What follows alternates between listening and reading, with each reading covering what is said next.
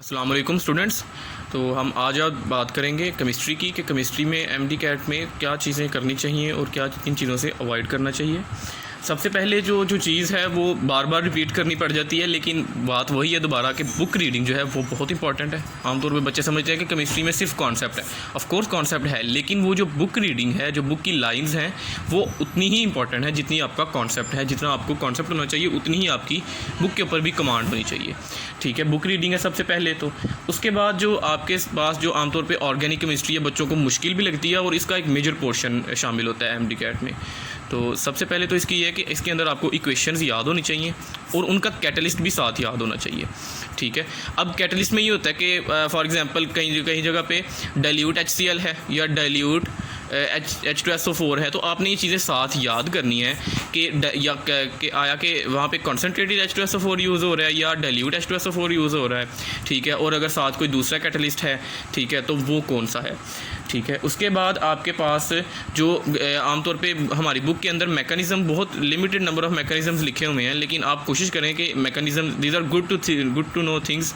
ठीक है, आप मैकेनिज़म्स को याद कर लें या समझ लें एटलीस्ट उनको, ताकि आपको थोड़ा सा आइडिया हो जाए कि ये रिएक्शन किस तरह से हो रहा है और इसमें कैटलिस्ट का क्या रोल है।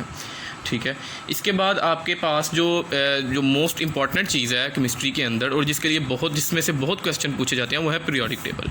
कि आपको पीरियोडिक टेबल उसके कॉलम्स भी याद होने चाहिए और आपको उसकी रोज़ भी याद होनी चाहिए, यानी आपको उसकी पीरियड्स जो है ना वो भी अच्छे तरीके से याद होनी चाहिए कि क्या अरेंजमेंट है एलिमेंट्स की।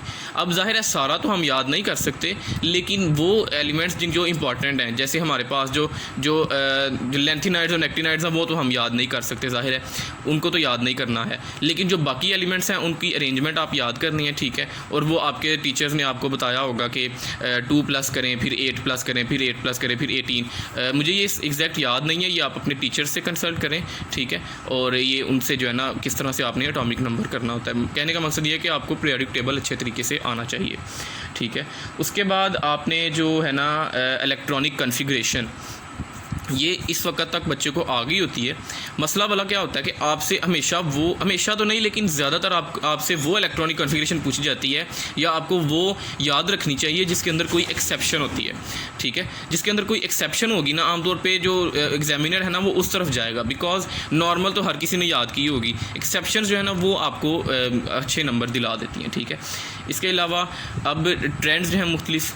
ठीक है, सबसे पहले तो ट्रेंड्स को गैदर करना सीखें। गैदर से मुराद ये है कि आप एक लिस्ट बनाएं कि ये एक ट्रेंड है, ये दूसरा ट्रेंड है, ये तीसरा ट्रेंड है, ये सारे डाउन द ग्रुप इंक्रीज़ करते हैं और अलॉन्ग द पीरियड डिक्रीज़ करते हैं। ठीक है, इस तरह से एक ट्रेंड्स को इकट्ठा कर लेंगे ना, तो आपके लिए एक तो रिवीजन में आसानी होगी, दूसरा आपके लिए समझने में आसानी होगी। ठीक है, और ट्रेंड्स में भी एक्सेप्शंस होती हैं और क्वेश्चन एक्सेप्शन से ही पूछा जाता है अमूमन, तो एक्सेप्शंस को बहुत अच्छे तरीके से करें और उनको नोट करें अपने पास। ठीक है, इसके अलावा आपको पता होना चाहिए कि melting point, boiling point, freezing point, इनके ट्रेंड्स में क्या फ़र्क है। आमतौर पे ये फ़र्क मौजूद होता है और ये फ़र्क आपको पता होना चाहिए।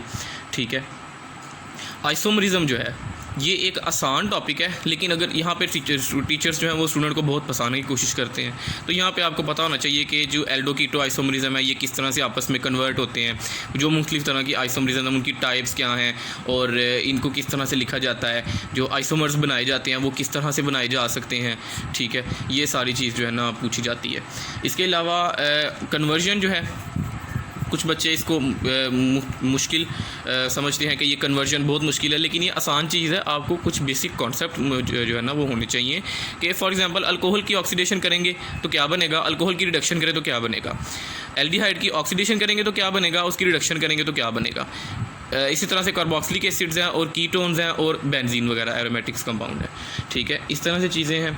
उसके अलावा जो कुछ चीज़ें ऐसी होती हैं जो न्यूमेरिकल के तौर पे आपको याद करनी पड़ जाती हैं, जैसे इलेक्ट्रोनेगेटिविटी ऑफ फ्लोरीन 4 होती है और आपको वो याद करनी पड़ जाएगी। ठीक है, और आपको वो याद करनी है। इस तरह से कुछ एलिमेंट्स जिनकी आयनाइजेशन एनर्जी आपके टेक्स्ट के अंदर दी गई है, not in the table but in your text, जैसे सोडियम की अगर दी गई है तो आपने वो याद कर लेनी है।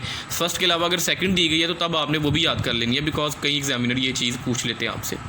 ठीक है, ये हो गया। इसके बाद आपके पास जो और चीज़ है वो ये है कि जो छोटे छोटे फार्मूलाज होते हैं आमतौर पे वो फार्मूलाज हो जाएंगे, जैसे एसिड बेस बैलेंस के अंदर जो फार्मूलाज हैं वो आपके पास होंगे, तो उनको एक जगह इकट्ठा करें और उनको बाद में ताकि रिवाइज़ जब आप करें तो वो अच्छे तरह से आपके रिवाइज़ हो जाएँ। अगली वीडियो में हम बात करेंगे फ़िज़िक्स के बारे में। अल्लाह ताला आपका हामी नासिर हो। अस्सलाम वालेकुम।